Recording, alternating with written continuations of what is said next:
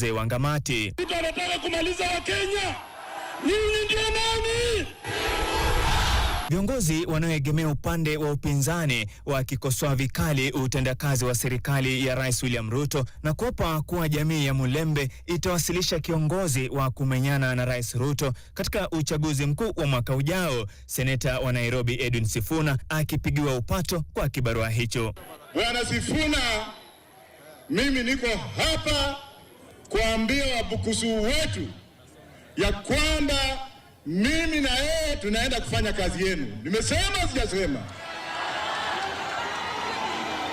Ametosha hajatosha? Kazi yangu ni kuunite Waluya, tukuwe na strong base wakati tunaenda kwa negotiating table. Kama ni Sifuna tumeweka mbele, akuwe na watu wake wamesimama nyuma yake. Ama namna gani watu wetu? Kule Vihiga watu wanasema one term. Kule Kakamega nikipita kwa Khalwale ni one term. Bungoma msituangushe. It's not to come in Luyaland and shout two term. Our work is to say one term, one term, one term, because these people are not working for us.